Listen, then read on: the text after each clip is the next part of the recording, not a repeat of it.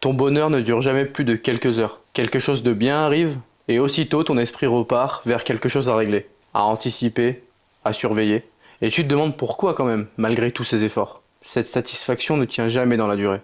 Si tu te reconnais dans ça, si tu as l'impression de courir après quelque chose qui s'échappe, à chaque fois que tu crois l'attraper, cette vidéo est pour toi. Ce n'est pas parce que tu fais pas assez d'efforts pour être heureux, c'est que tu cherches le bonheur justement là où il ne pourra jamais s'installer durablement. Et regarde un instant les conséquences concrètes de ce mécanisme dans ta vie. Cette fuite permanente du présent, cette quête sans fin de la prochaine excitation, elle finit par épuiser année après année.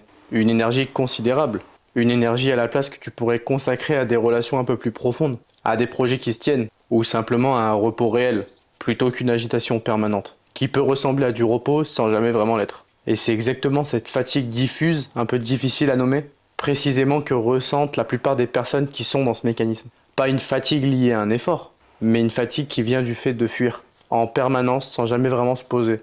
Là où le repos véritable pourrait enfin avoir lieu. Ça fait des années que j'étudie ce mécanisme précis, j'ai vécu ça aussi intensément moi-même avant de vivre mon propre effondrement. Cette sensation d'accumuler certaines réussites sans jamais vraiment avoir le bonheur qui est derrière. Et j'ai accompagné des personnes qui vivaient exactement le même mal-être, alors que de l'extérieur leur vie semblait bien. Pourtant, c'était pas le cas intérieurement.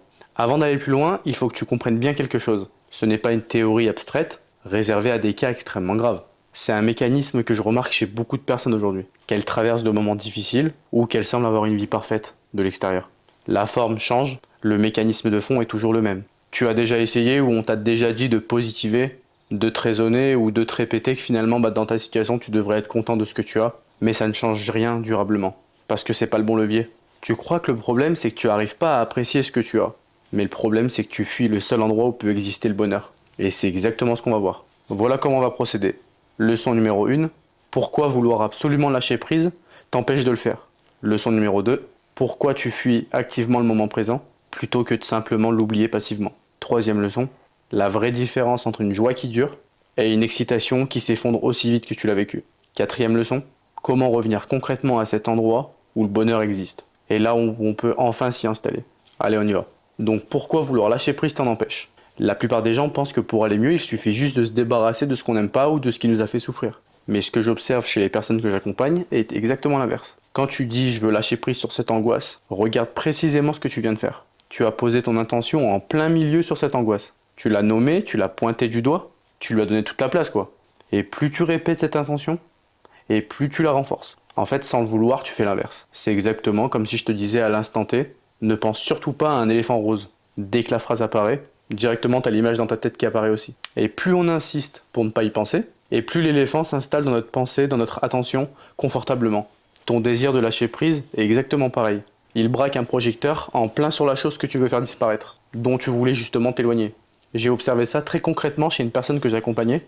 Elle se répétait tous les matins, aujourd'hui je ne vais pas penser à cette rupture. Et chaque jour, sans exception, cette rupture revenait à chaque fois dans sa tête. Et plus fort à chaque fois parce qu'elle se le demandait tout le temps pareil. C'est exactement comme vouloir sortir d'une pièce sombre en cherchant frénétiquement l'interrupteur, mais en gardant les yeux fermés tout du long. Tu ne fais que tâtonner encore et encore et encore, dans la même obscurité que tu cherches à fuir. Parce que ton attention elle reste braquée sur le noir, plutôt que sur la lumière que tu pourrais chercher autrement. Et voilà ce qui change tout une fois que tu comprends ce mécanisme. La vraie question n'est pas comment je fais pour lâcher prise. La vraie question c'est qu'est-ce que je ressentirais si j'étais dans cet état de paix. Parce que ton attention elle n'a jamais besoin d'être braquée sur quelque chose. Elle a juste besoin d'être dirigée vers quelque chose d'autre. C'est exactement comme un jardinier qui passerait son temps à enlever les mauvaises herbes, une à une, sans replanter quelque chose derrière. On sait très bien que les mauvaises herbes, elles vont continuer à repousser à chaque fois parce que le terrain, il est vide. Et voilà ce qui rend ce mécanisme super difficile à le comprendre et difficile à repérer aussi. Les méthodes de développement personnel, sans le vouloir, elles renforcent exactement ce piège. Elles te demandent de te concentrer sur ton anxiété pour mieux la travailler, et ça peut t'aider à nommer ta colère, ton anxiété, pour mieux la comprendre et pour revenir sur tes blessures pour pouvoir les guérir. Et toutes ces démarches ont certes une vraie utilité, mais si elles s'arrêtent uniquement à cette étape de nomination, elles risquent de t'enfermer dans une boucle où ton attention reste braquée en permanence pour nominer finalement ce que tu ressens, sans jamais te montrer comment ensuite déplacer ton attention. J'ai vu ça concrètement chez quelqu'un que je connais depuis très longtemps, qui après des années, elle connaissait par cœur le vocabulaire de toutes ces émotions qu'elle pouvait ressentir. Elle pouvait nommer avec précision chaque mécanisme qui la faisait souffrir, mais elle n'allait pas mieux pour autant. Parce que toutes ses connaissances restaient exclusivement sur comment nommer ce qu'elle ressentait, et jamais sur l'expérience concrète de ce qu'elle voulait ressentir à la place. Je vais te poser une question. Est-ce que tu as déjà remarqué que quand tu ressens quelque chose, que ce soit de la peur, de la colère, du doute, plus tu essayes de renier ça, plus tu essayes consciemment de ne plus ressentir une émotion, comme la colère, la peur, le doute, et plus elle semble s'identifier et s'intensifier avec le temps en toi. Garde cette observation en tête. Deuxième leçon, pourquoi tu fuis activement le présent? La plupart des gens pensent qu'ils oublient simplement, passivement, de vivre dans le présent, comme une distraction involontaire, sans intention particulière derrière. Mais ce que j'observe généralement, c'est bien plus précis que ça, et c'est bien plus révélateur aussi. La plupart du temps, tu ne te contentes pas juste d'oublier le présent. Tu la fuis activement parce qu'une partie de toi sait qu'il y a quelque chose d'inconfortable quand le présent ressort et le silence revient. Regarde objectivement ton propre comportement. Pendant une journée ordinaire, des écrans allumés alors qu'il n'y a pas forcément le besoin derrière, la nourriture grignotée sans vraie faim, la musique en fond en permanence, dès qu'un silence menace de s'installer, les conversations s'enchaînent, comme s'il fallait couper chaque interstice de silence présent. C'est exactement comme quelqu'un qui maintiendrait une radio allumée dans sa maison, dans chaque pièce, en permanence, à toute heure de la journée, pour ne pas avoir à entendre le silence. Pas parce que le silence serait dangereux, mais parce qu'il ferait remonter quelque chose qu'on ne veut pas affronter. Et voilà ce qui rend cette fuite parfois vicieuse. Elle fait que repousser encore et encore une confrontation qui devra avoir lieu bien un jour ou l'autre. J'ai accompagné quelqu'un qui construisait son emploi du temps de façon chirurgicale, pour qu'il n'y ait jamais à aucun moment de sa journée le moindre espace de disponible. Et dès qu'une plage horaire se rendait disponible, il la remettait directement indisponible. Avec un appel, une série, un film, un rendez-vous, une tâche ménagère qui pouvait largement attendre. Et derrière cette agitation, on a découvert avec lui qu'il y avait une tristesse derrière tout ça, qui n'attendait que le silence pour être traversé finalement. C'est comme quelqu'un qui colmaterait encore et encore une fuite d'eau, avec du ruban adhésif sans jamais vraiment la réparer. Elle peut tenir longtemps, même provisoirement, mais la pression, elle continue d'augmenter encore et encore, jusqu'au jour où ça suffit plus. Et il y a une nuance importante à comprendre ici, parce que ça peut changer complètement le regard de comment finalement on fait pour fuir les choses à chaque fois. Ce ne sont jamais des comportements stupides, ni des signes de faiblesse. À l'origine, elles ont presque toujours une fonction de protection. Quand une émotion devient beaucoup trop lourde pour être vécue à un moment de ta vie, souvent pendant l'enfance ou pendant une période assez difficile, ton esprit apprend légitimement qu'il existe des fuites, ou des moyens pour mettre les choses temporairement de côté. Et ces stratégies à l'époque, elles t'ont forcément aidé, elles t'ont permis de continuer à fonctionner, alors que la situation, elle aurait pu te submerger complètement. Et en général, le problème n'apparaît jamais finalement quand les stratégies, elles se mettent en place. Il apparaît bien plus tard, quand elles deviennent automatiques, permanentes, et qu'elles continuent de tourner, même dans des situations qui ne se présentent plus. C'est exactement comme un système d'arrosage automatique qu'on aurait installé, à juste titre pendant une période de sécheresse exceptionnelle, mais qu'on aurait ensuite oublié de désactiver, même après le retour de pluie abondante. Le système, lui, il continue d'arroser sans se demander si c'est vraiment nécessaire de le faire. J'ai accompagné quelqu'un qui depuis longtemps il avait pris une habitude, c'était toujours d'avoir une activité en cours. Un livre, un jeu, une série, peu importe. Dès que cette personne elle se retrouvait seule, en remontant le fil de cette habitude, on a découvert que cette personne avait grandi dans une maison avec ses parents, et chaque source de silence contenait un conflit. Donc très tôt, il a compris que le silence voulait dire quelque chose de mauvais. Et cette association, qui avait été faite chez lui petit, continuait de fonctionner exactement pareil des années encore après, alors que sa vie n'avait plus rien à voir avec celle de l'époque. Et voilà pourquoi cette fuite t'empêche d'accéder au bonheur. Tant que tu fuis activement l'inconfort, tu fuis aussi par la même occasion la possibilité d'avoir une joie ou un bonheur, celle qui ne se construit jamais en évitant ce qui dérange, mais en apprenant à rester présent dans tout ce qui traverse l'agréable comme le désagréable. Voilà ce que tu n'avais peut-être pas anticipé. Il y a deux types de satisfaction, et la plupart des gens passent leur vie à suivre le mauvais. Troisième leçon, la différence entre une joie qui dure et une excitation qui s'effondre. La plupart des gens pensent que le bonheur, c'est l'accumulation d'événements positifs. Une promotion, un voyage, un nouvel achat, ou une nouvelle relation.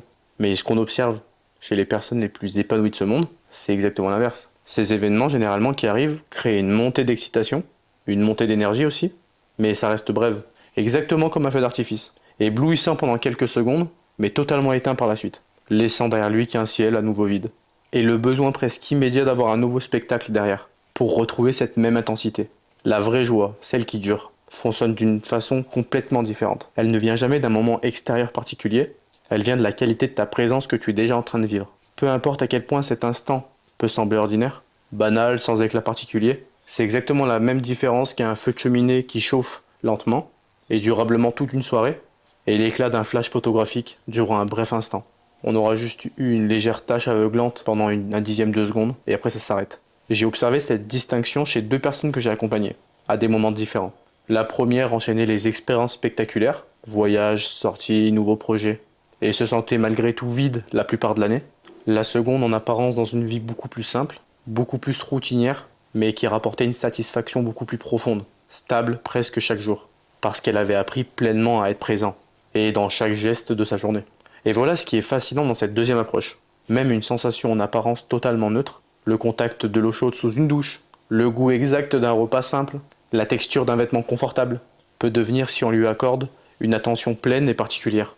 Une vraie source de bien-être. Pas spectaculaire, mais réelle. Et surtout disponible sans vraiment avoir besoin d'attendre. C'est exactement comme la différence entre chercher de l'or, donc rester là à palper le sol et à trouver une grosse pépite, et à apprendre à reconnaître la vraie valeur de la terre par exemple. Partout où tu poses le pied sans avoir vraiment besoin de quelque chose, sans vouloir un truc précieux qui est là en permanence. Et ceux qui s'en rendent compte, au fil du temps après leur évolution, leur vie a vraiment changé grâce à ça. En général, les gens ne cherchent plus le prochain événement à venir, ils ne veulent plus d'événements spectaculaires pour se sentir bien, ils trouvent désormais des choses satisfaisantes dans les choses simples, qui avant pouvaient être banales pour eux. Il y a des moments qu'on aurait pu juger même insignifiants, comme boire un café ou un thé le matin par exemple, une conversation simple avec un proche ou une marche avec un ami. Mais ce n'est jamais devenu une vie monotone pour autant, c'est devenu au contraire une vie totalement plus riche. Parce que la richesse désormais ne dépend plus d'un moment bien précis qui va durer quelques minutes ou quelques heures ou quelques jours, et derrière laisser un vide qui peut durer des années ou des mois. C'est exactement comme la différence entre un repas gastronomique, savouré une fois par an, et la capacité à savourer chaque repas qu'on vit tous les jours et qu'on mange tous les jours. Le premier reste un souvenir marquant isolé, entouré de longues périodes sans saveur, et le deuxième transforme en profondeur la qualité de chaque jour. Quatrième leçon, comment revenir concrètement à cet endroit. Avant d'aller plus loin, un point important. Ce que je vais te montrer maintenant ne vise pas à te faire fuir tes émotions, qu'elles soient désagréables ou non, ni à forcer une positivité artificielle. Ce que je te propose, c'est d'apprendre à rester finalement dans le présent, même quand il est inconfortable, plutôt que de continuer à le fuir, sans même t'en rendre compte que tu le fais la plupart du temps en plus. Si ce sujet te parle, le lien est dans la description, tu peux réserver un appel avec moi. Voici 3 mouvements concrets. Le premier, rediriger ton attention vers ce que tu veux vraiment ressentir, pas vers ce que tu veux fuir. Au lieu de te répéter « je ne veux pas stresser », demande-toi concrètement à quoi ça ressemblerait si je ressentirais du calme, de la paix finalement, maintenant. Est-ce que ce serait une sensation plutôt dans ma poitrine, un relâchement des épaules par exemple, une respiration plus lente, et porte ton attention directement sur cette sensation que tu pourrais ressentir, plutôt que chercher à fuir cette émotion. C'est exactement comme arrêter fixer le mur que tu ne veux pas taper en voiture, pour regarder à la place la route dégagée pour pouvoir l'éviter. Si tu regardes, le simple fait de regarder la route change immédiatement ta trajectoire. Et voici comment appliquer ce mouvement de façon très concrète. La prochaine fois que tu sens ton anxiété arriver à un moment précis, un rendez-vous important, une conversation difficile, au lieu de te répéter « je ne veux pas être stressé pour ça », pose-toi cette question précise. Comment est-ce que j'aimerais me sentir pendant ce moment? Détendu? Simplement présent? Et passe ensuite quelques minutes à imaginer cette sensation concrètement. Pas l'événement lui-même, mais l'état intérieur que tu souhaiterais avoir. Cette simple bascule d'attention, de l'évitement vers la construction, change profondément la façon dont ton esprit aborde la situation qui va venir. Deuxième mouvement, choisir volontairement un moment de silence, chaque jour sans le remplir. Pas une grande méditation formelle si c'est pas encore accessible pour toi, juste un moment, 5 minutes, 10 minutes, sans écran, sans musique, sans téléphone, sans distraction. Tu verras ce qui se présente à ton attention. Certains jours tu y trouveras un certain calme, d'autres jours une émotion inconfortable, simplement parce qu'elle attendait depuis longtemps d'être traversée. Dans les deux cas, le mouvement est le même. Rester sans fuir et regarder ce que le silence te présente. C'est exactement comme ouvrir une boîte aux lettres qu'on aurait oubliée depuis des semaines, par peur d'y trouver une mauvaise nouvelle. Certains jours, il n'y a rien d'alarmant à l'intérieur, et d'autres jours, il y a effectivement des choses à prendre. Mais dans les deux cas, il est préférable quand même de vider la boîte aux lettres de temps en temps, sans laisser une accumulation se faire. Et voilà ce qui est important à anticiper avant de commencer cette pratique. Les premiers jours, voire les premières semaines, peuvent être particulièrement inconfortables. C'est généralement là que la plupart des gens abandonnent, en concluant à tort que ça ne marche pas pour eux. Au contraire, ça veut dire que ça fonctionne. Et le signe que cette pratique commence vraiment à fonctionner, qu'elle laisse enfin remonter des années de distraction, qu'elle avait soigneusement maintenue sous la surface, c'est un peu exactement comme cette sensation qu'on peut avoir dans les jambes quand on est resté trop assis longtemps. Et au moment où on commence à bouger de nouveau, cette sensation est certes inconfortable, mais elle n'indique jamais que le mouvement est mauvais. Elle indique simplement que la circulation a été longtemps entravée, et que là ça reprend son cours naturel. Troisième mouvement, accueillir l'inconfort qui remonte plutôt que le fuir. Quand une émotion se présente pendant ce moment de silence, ou à n'importe quel autre moment de ta journée, essaye autant que possible de ne pas chercher immédiatement un moment de distraction. Reste quelques instants avec cette sensation.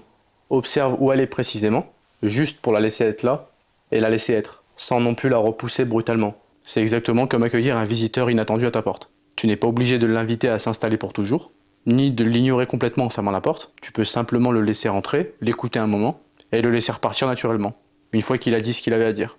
Et voici une précision essentielle sur cette méthode, parce qu'elle change complètement la façon de l'appliquer. Accueillir une émotion ne veut pas dire s'identifier à elle, ni se laisser submerger par elle indéfiniment. Il existe une différence fondamentale entre être la tristesse et être traversé par la tristesse. C'est pas la même chose. La première te met en position d'observateur, et la deuxième te fait perdre pleinement cette capacité d'observation, et te fait basculer dans une totale identification, qui peut effectivement devenir submergente. C'est exactement comme si tu regardais une vague depuis la plage, en sentant l'eau venir toucher tes pieds, et te retrouver complètement submergé parce qu'elle arrive d'un coup et que tu l'as pas vu venir. Dans le premier cas, tu restes ancré, stable, même si tu ressens pleinement sa force. Dans le deuxième cas, tu perds tout point de référence, et tu n'as plus aucun contrôle d'ailleurs. J'ai accompagné quelqu'un qui avait peur de cette pratique d'accueil, en pensant que ça allait le faire sombrer justement. Après avoir essayé cette pratique pendant quelques minutes, il a découvert exactement l'inverse. L'émotion accueillie sans résistance, ni sur l'identification, s'est révélée beaucoup plus courte, beaucoup plus gérable aussi, que la version chronique que tout le monde utilise. Parce qu'elle diffusait depuis des mois ce qu'elle traînait d'ailleurs, en essayant constamment de la fuir. Et voilà ce qui est rassurant dans tout ça. Tu n'as pas besoin de transformer toute ta vie d'un coup. Juste une seule situation aujourd'hui, où tu choisis plutôt de rester que plutôt de fuir. Ça suffit pour sentir concrètement une vraie différence. Voilà la vérité finale. Le bonheur que tu cherches ne se trouve jamais dans l'événement qui arrive, ou quelconque événement extérieur. Il se trouve là, où tu refuses depuis longtemps de poser ton attention. Et il y a une image qui résume bien toute cette idée, je trouve. Pense à quelqu'un qui cherche désespérément ses clés dans toute la maison, en retournant pièce par pièce à chaque fois, alors que ses clés se trouvaient simplement dans sa poche, là où il ne pensait jamais à regarder. Parce que c'était trop évident, trop proche, trop simple pour que ce soit là. Le bonheur fonctionne exactement de la même manière. Il n'est jamais aussi loin, et il n'est jamais si compliqué à atteindre. À chaque fois que tu choisis de rester plutôt que fuir, même quelques instants, même face à quelque chose qui est inconfortable, tu t'approches quelque part d'une joie qui, elle, ne s'effondrera jamais. Et pas aussi vite qu'une excitation passagère. Tu n'as pas besoin de réussir ça parfaitement aujourd'hui. Tu as juste besoin de remarquer une seule fois le moment précis où tu allumes une distraction pour éviter le silence. Et c'est à toi de choisir de rester une fois de plus présent pendant ce silence. Dans les prochains jours, soit tu vas continuer à fuir, sans même te rendre compte qu'un moment de silence se présente à toi, soit tu vas repérer au moins une fois par jour ce réflexe de fuite qui est inconscient, et tu vas faire ce choix conscient de rester finalement.